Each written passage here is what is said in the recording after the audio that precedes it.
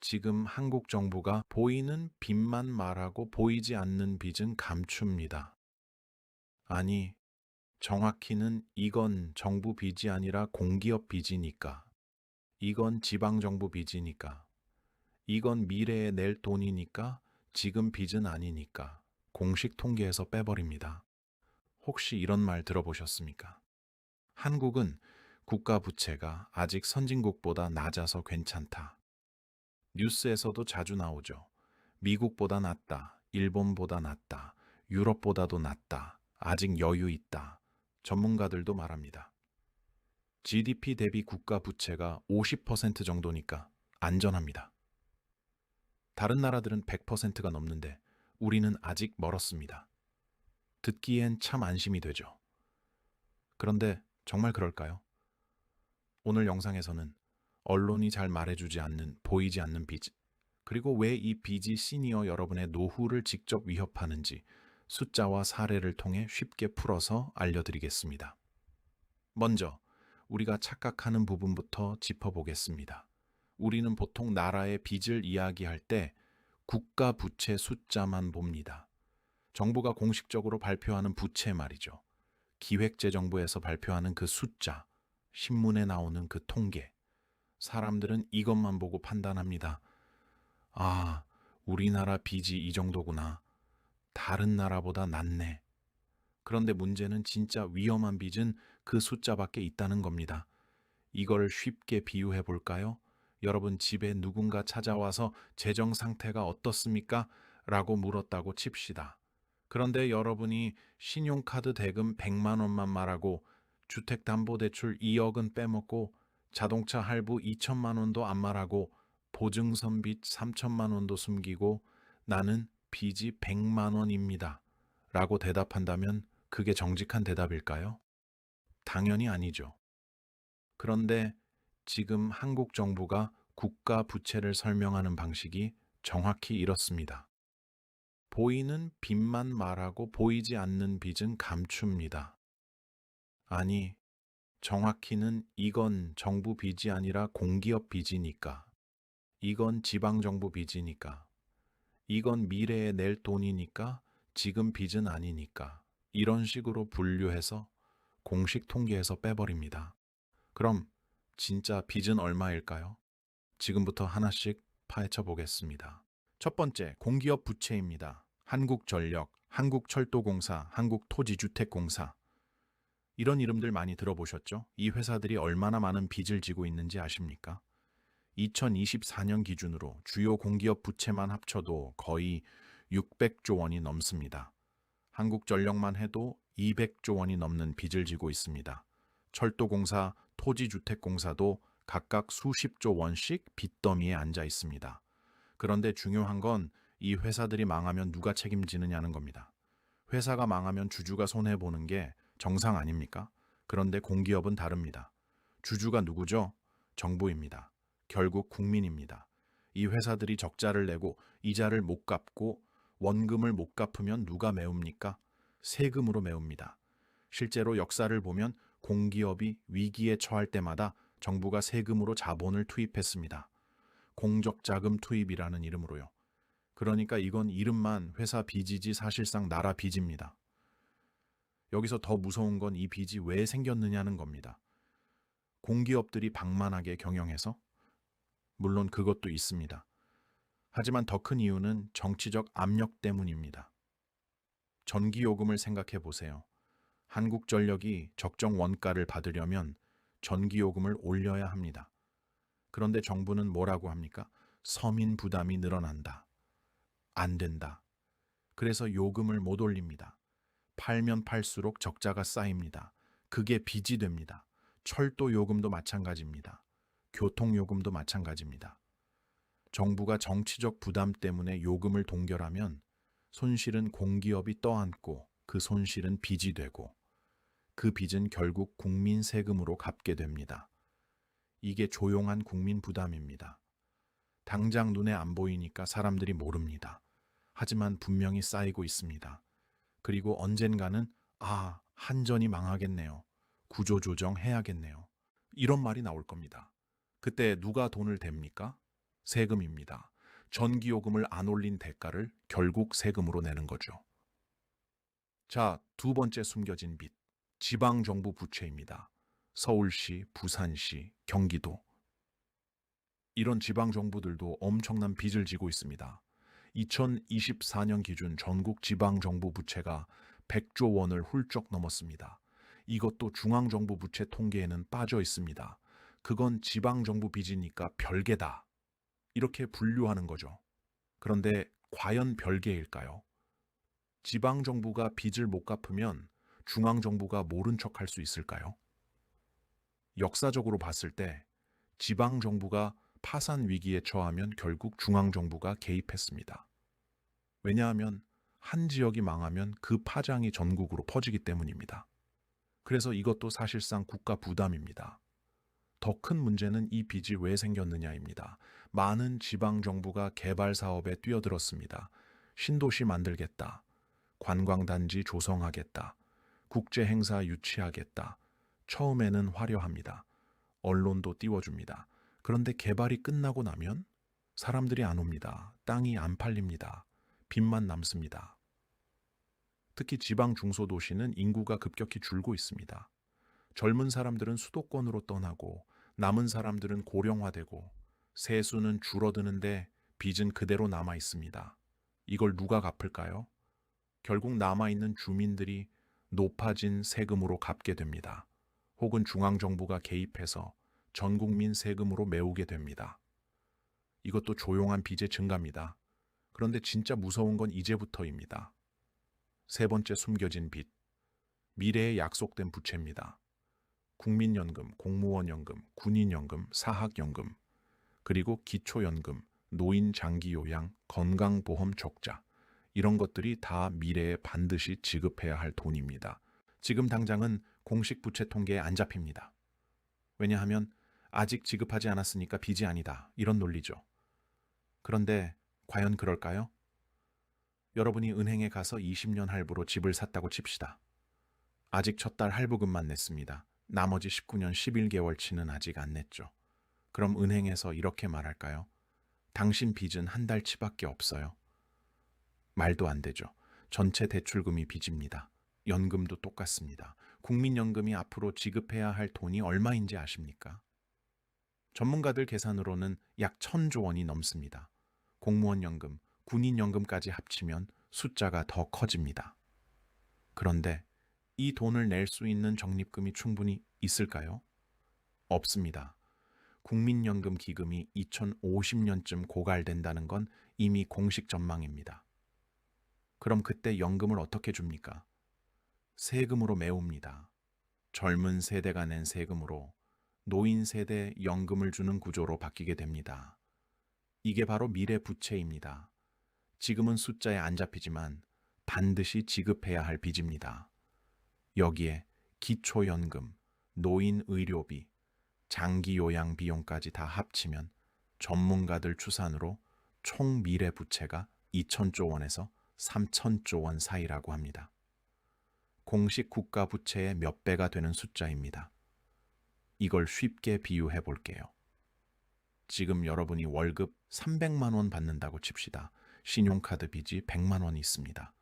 그런데 동시에 앞으로 20년 동안 매달 자동이체로 할부 50만 원, 대출 상환 80만 원, 보험료 30만 원이 나갑니다. 당장 이번 달은 월급 300만 원에서 카드값 100만 원 내면 됩니다. 괜찮아 보이죠? 그런데 앞으로 20년 동안 매달 160만 원씩 고정 지출이 나가는데 월급은 그대로입니다. 심지어 나이가 들수록 월급이 줄어들 가능성이 높습니다. 이게 바로 한국 경제의 현재 모습입니다. 당장은 괜찮아 보여도 미래 부담이 확정되어 있습니다.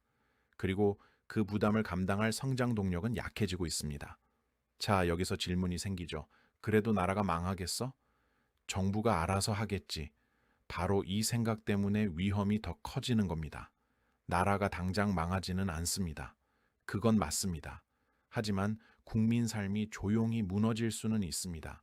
역사를 보면 빚이 많은 나라의 결말은 크게 네 가지 패턴으로 나타납니다. 첫째, 세금 인상입니다. 부가가치세, 소득세, 법인세, 재산세, 할 수 있는 모든 세금을 올립니다. 둘째, 물가 상승입니다. 정부가 돈을 찍어서 빚을 갚거나 지출을 메웁니다. 그러면 돈의 가치가 떨어집니다. 같은 돈으로 살 수 있는 게 줄어듭니다. 셋째, 연금 축소입니다. 국민연금 지급 개시 연령을 늦춥니다. 연금 지급액을 삭감합니다. 이런 조치가 나옵니다. 넷째, 복지 축소입니다. 재정이 부족해서 지원 대상을 줄입니다. 지원 금액을 줄입니다. 이 네 가지는 거의 항상 세트로 옵니다. 그리고 누가 가장 큰 피해를 볼까요? 바로 고정소득에 의존하는 시니어 세대입니다. 월급쟁이는 물가가 오르면 임금 협상을 할 수라도 있습니다. 사업자는 물가가 오르면 가격을 올릴 수 있습니다. 하지만 연금 생활자는 연금액은 고정되어 있는데 물가는 오르고 세금은 늘어납니다. 예금 이자는 물가 상승률보다 낮습니다. 실질 구매력이 매년 떨어집니다. 이게 바로 조용한 노후 파괴입니다. 폭탄처럼 한 번에 터지지 않습니다. 매년 3%, 5%씩 삶의 질이 떨어집니다. 처음엔 못 느낍니다. 이 정도야 3년, 5년, 10년 지나면 문득 깨닫습니다. 예전에는 이 돈으로 이렇게 많이 샀는데 그래서 더 무섭습니다. 실제 사례를 하나 보겠습니다. 일본이 바로 이 길을 갔습니다. 1990년대 초반 일본도 우리처럼 말했습니다. 우리는 아직 괜찮다. 그런데 30년이 지난 지금 일본 국가 부채는 GDP의 260%입니다. 세계 최고 수준이죠. 그 결과가 뭡니까? 젊은 세대는 세금 부담이 늘어나고 노인 세대는 복지가 축소되고 전체 경제는 저성장 늪에 빠졌습니다. 물가는 오르는데 임금은 안 오르고 연금 실질 가치는 떨어지고 이게 30년째 이어지고 있습니다. 한국도 지금 정확히 이 길로 가고 있습니다. 또 하나 중요한 구조가 있습니다. 한국은 이미 저성장 구조로 진입했습니다. 1990년대엔 경제 성장률이 8%, 9%였습니다. 2000년대엔 4%, 5%였습니다. 2010년대엔 2%, 3%로 떨어졌습니다. 앞으로는 1%, 2%대로 더 내려갈 가능성이 높습니다. 왜냐하면 젊은 사람은 줄고 노인은 급격히 늘고 있기 때문입니다. 쉽게 말해 세금 낼 사람은 줄고 돈 쓸 사람은 늘어나는 겁니다. 생산 가능 인구는 줄고 부양 인구는 늘어납니다. 이 상태에서 빚이 계속 늘어나면 결과는 정해져 있습니다. 부담이 점점 무거워집니다. 한 사람이 지고 가는 짐이 매년 늘어나는 겁니다. 지금 정부가 빚을 내서 경기를 떠받치고 있는 이유도 사실 성장 동력이 약해졌기 때문입니다. 예전처럼 수출이 폭발적으로 늘지도 않고 내수도 약하고 인구도 줄고 있습니다. 그래서 빚으로 시간을 버는 겁니다. 일단 지금 위기는 넘기자. 나중 문제는 나중에 생각하자 문제는 이 시간이 공짜가 아니라는 것이죠. 빚에는 이자가 붙습니다. 그 이자는 세금으로 갚습니다. 2024년 기준으로 우리나라가 국채 이자로 내는 돈이 연간 약 50조 원입니다. 교육 예산, 국방 예산에 맞먹는 금액입니다. 이 돈이 있으면 학교를 더 짓고 복지를 더 하고 연금을 더 줄 수 있습니다. 하지만 그 돈은 이자로 나갑니다. 빚이 늘어날수록 이자 부담도 늘어납니다. 그럼 복지 예산은 어디서 나올까요? 또 빚을 내야 합니다. 이게 악순환입니다. 많은 나라들이 이 길을 갔습니다. 처음엔 괜찮아 보입니다. 경제도 돌아가는 것 같고 위기도 없는 것처럼 보입니다. 언론도 안심시킵니다. 우리는 다른 나라와 달라요. 그러다 어느 순간 갑자기 문제가 터집니다. 그리스가 그랬습니다. 아르헨티나가 그랬습니다. 그리고 그때는 선택지가 없습니다. IMF에 구제 금융을 신청하거나 긴축 정책으로 국민을 쥐어짜거나 어느 쪽이든 결국 국민이 희생합니다. 연금은 깎이고 복지는 줄고 세금은 오르고 실업자는 늘어납니다. 여기서 아주 중요한 포인트 하나. 위기가 오기 전까지 대부분의 사람들은 모릅니다. 이 정도는 괜찮겠지. 전문가들이 관리하고 있겠지. 다른 나라보다 낫잖아. 바로 이 안일함 속에서 위기는 커집니다. 2008년 금융위기 전에도 모두 안심했습니다. 미국 집값은 절대 안 떨어져. 부동산은 항상 오른 역사가 있어. 그러다 한순간에 무너졌습니다. 위기는 항상 안심할 때 옵니다. 그럼 시니어 여러분은 이 상황에서 무엇을 알아야 할까요? 첫째, 나라가 알아서 해주겠지 라는 수동적인 생각은 위험합니다. 정부는 전체를 봅니다. 개인은 신경 쓰지 않습니다. 결국 자기 노후는 자기가 지켜야 합니다. 둘째, 현금 가치가 영원히 안전하다는 믿음도 버려야 합니다.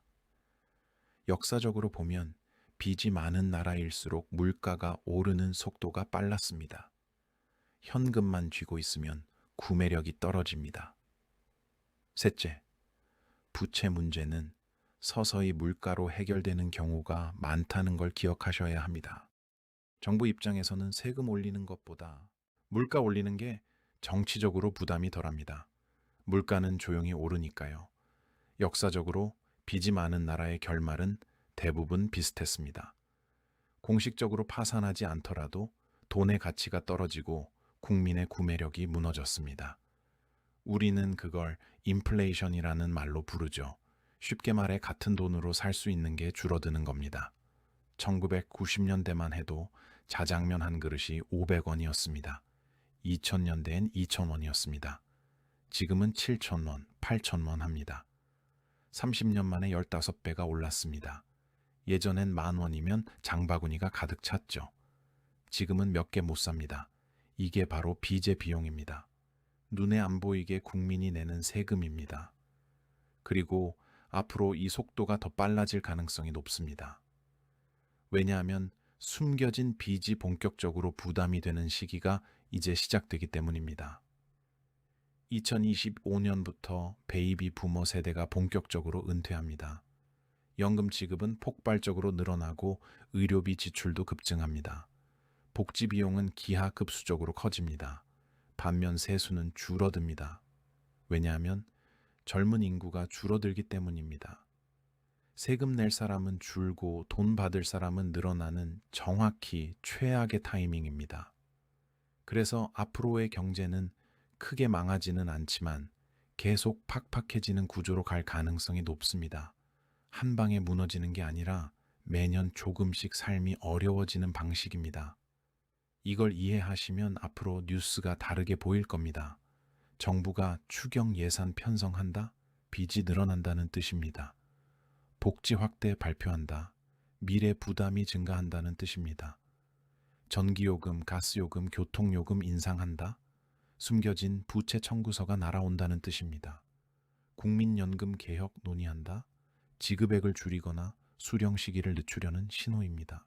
이렇게 연결해서 보셔야 합니다. 숫자 하나하나가 다 의미가 있습니다. 마지막으로 가장 중요한 메시지 드리겠습니다. 지금 한국 경제는 당장 무너지는 상황은 아닙니다. 내일 당장 파산하지 않습니다.